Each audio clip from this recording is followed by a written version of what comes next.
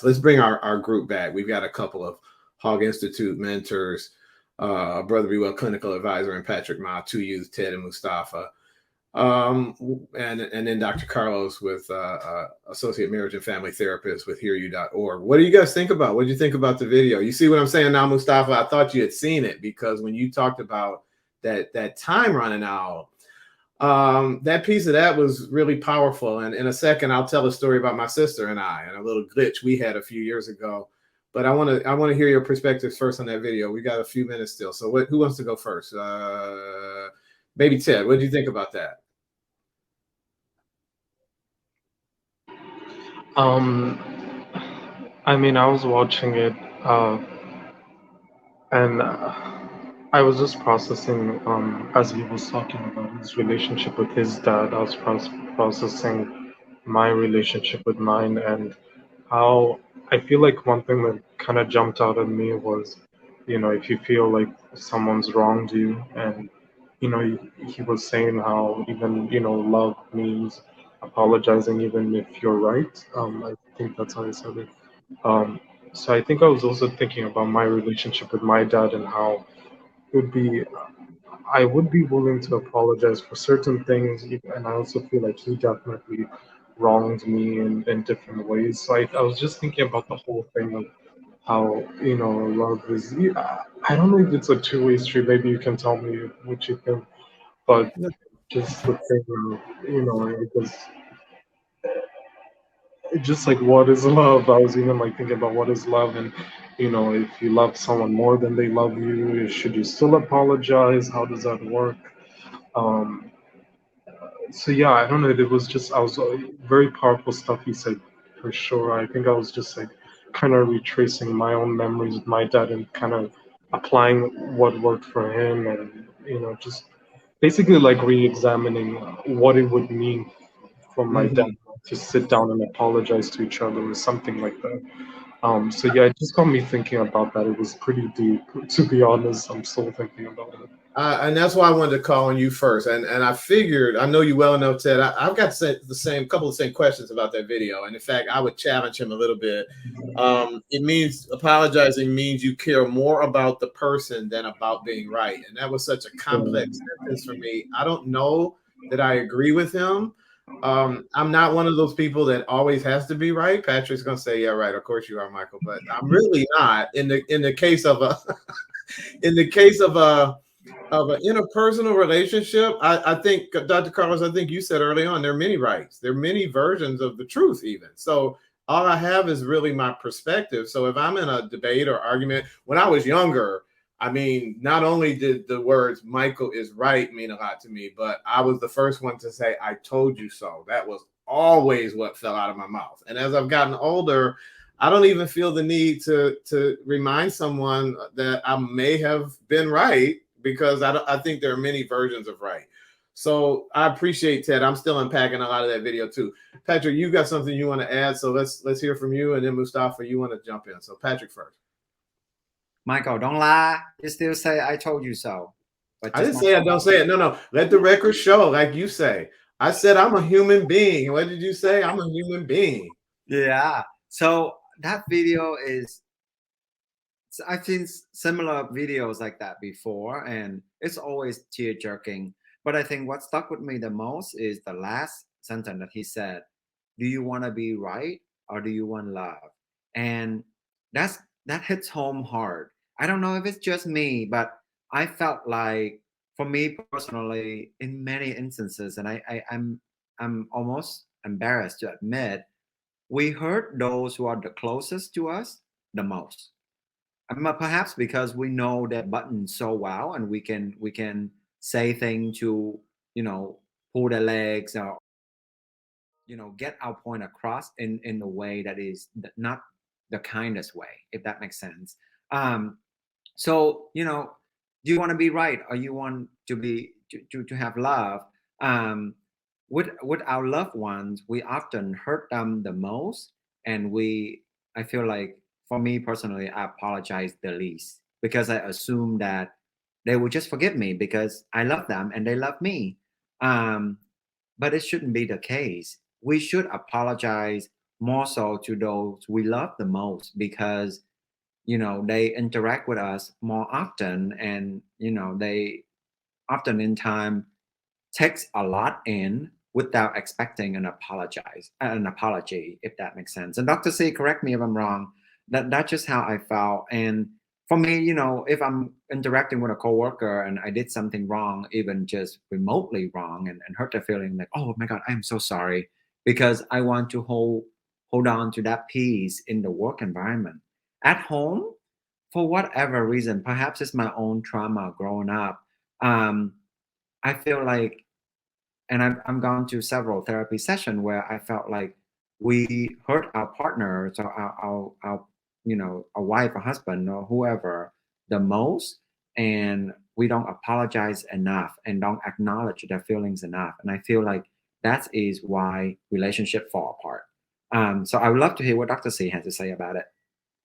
I would love to hear what Dr. C has to say about it too. And then Mustafa, I want to hear it from you. Well, I'll tell you what, let's hear from Mustafa first on the video. He's our other youth guest. And then Dr. C, why don't you chime in on all of this? So appreciate it. Mustafa, what are your thoughts about that video? What do you think? I almost cried. It is a little unfortunate that he didn't have the chance to get it off his chest and apologize. It was a little late, but it's never too late to apologize, even if it's bringing closure to yourself, and not just taking off the weight off your heart. And sometimes me and my dad would talk about it sometimes. When I tell him, yeah, remember when we used to argue about the engine that the Toyota GT had? Was it a Yamaha or a Toyota GT, or was it from the company, or was it from BMW? And I used to say, hey, it was BMW who made it, and he used to say Yamaha used to made it, and we always argue about it. It's like the silliest things.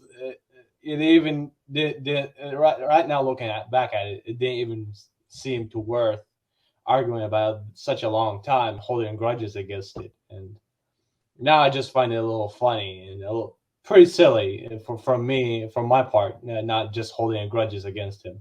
Yeah. And that I feel really bad about it, and just tell him I'm sorry, and it just brings me a little closure and peace, knowing that I told him I'm sorry, and I made my feelings clear to him that he is right and he knows more experience than me.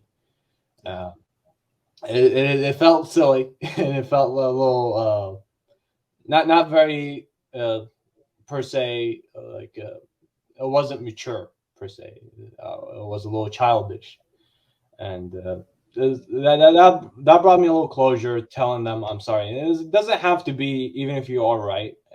It's sometimes it's just you moving on from that, and not just being stuck at that one thing for the rest of your life.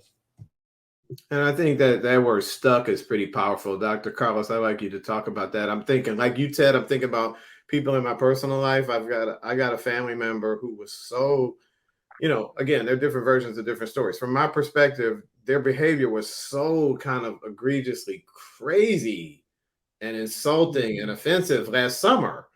And I've not had a conversation with the person since. And it's not so much that I don't even need an apology. Just for my own mental and emotional health, I know I need to distance myself. That was a lot of energy that I just can't process that. But after that video, where just with the holidays coming up, and I had decided not to send, I'm a big Christmas card person. So, as I get to know you guys, if I get your addresses, you'll all get Christmas cards. I love the holidays. And so I decided to take this person off of my little Christmas list. And as I'm sitting listening to the video, I'm like, I got a box of cards anyway. A stamp is 55 cents or whatever. Drop a card in the mail. It ain't that deep. Do I think the person was wrong? Yes. Does it matter? No, it really doesn't matter. And what went down in July, we're now in December. So I can just move on past that. Dr. Carlos, what do you think about all of this, the video and all of what you've heard as a wrap up to that video? Yeah, sure. Like I said, I'm not just a clinical advisor, Mike, and you and I have said this before. I've said this to you. I'm also a person. I'm a dad. I'm a husband. And I've got my share of daddy issues as well too, with apologies and things left unsaid. And we're not getting any younger. Things are eventually going to come to an end. And hopefully, I can say what needs to be said before it happens. Going back to Patrick, what you're talking about with relationships, marriages, domestic partnerships. A lot, if I can say it more correctly or succinctly, is that it's complicated, right? Why couples don't stay together or people stay together. But one of the biggest issues that I've seen in my experience is that it boils down to communication. Whether you're communicating about the bills or whatever the case may be, you're communicating about work schedules, parenting, or saying you're sorry. Communication is a big part in relationships. But look at bigger pictures, not just husband and wife or domestic partnerships. It's also family members, as we've been talking about it. And it might be kind of a bad analogy, but it's kind of like the Titanic with hitting the iceberg. The iceberg, the tip of the iceberg could be the apology that's the person's waiting for. And there's so much under the surface, because think about all the times that someone has made us mad, whether it's the road rage, Patrick, oh my gosh, or whatever the case may be. But think about what was leading up to that one catalyst incident. Were you running late for traffic? I'm sorry, were you stuck in traffic running late for an appointment? Or in the case of a friend, a friend or family member, what do they have going on the last couple of weeks that they're unable to shake? Issues at home, finances, whatever. And one little bad joke or one little thing that me might have said triggered them, and it's sinking their ship. And all they really want is just to be validated. So, complicated issue. I can talk about this forever. I don't want to take up too much of the time of the agenda, but it's true. Everything you all are saying is true. And with Mustafa and Ted, you two being here, I mean, both of you look like you're 14, 15. I'm not sure how old you all are, but I'm going to give you guys the young card.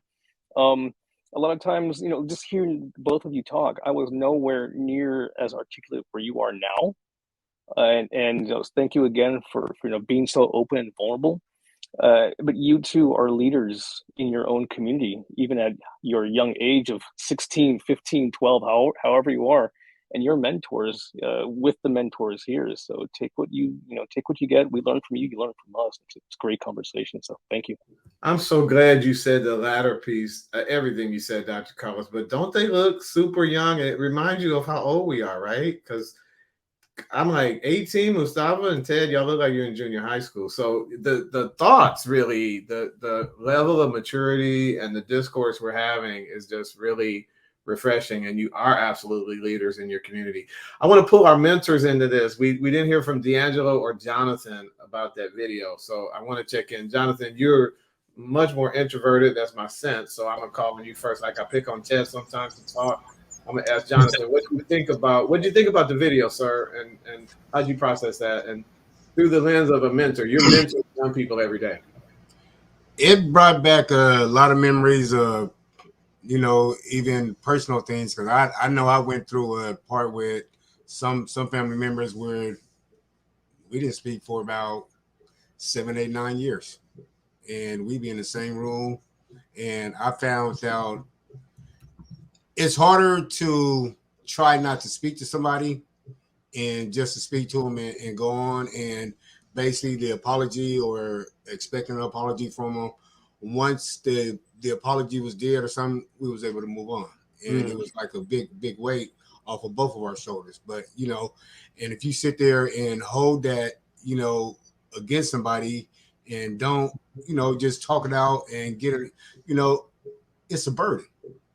And that's what I've seen it is. And especially if it's somebody like a family member or a close friend or somebody like, and you don't know how to, but sometimes you don't want to, and sometimes you don't know how to approach them. Because I was talking to some friends of mine the other day, and she was talking about her brothers, and she hadn't talked to her brothers also in about 10 or 15 years.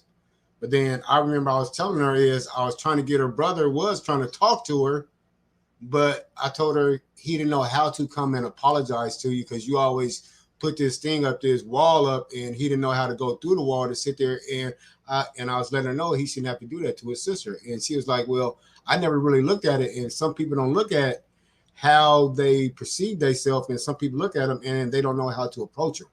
And sometimes it's the approach and that some people don't know how to do, and how to apologize is something hard because some people can't swallow their pride and some people have that ego. So it's basically learning how to apologize, and each situation might be different, and it might be different based on the person who it is, and see how that person is going to perceive it. But you don't know how that person going to perceive it until you actually talk to them. Yeah. Then actually later on that night they did end up talking, and now they're talking every week and every other day, and they ain't talked in like 12 years. Yeah.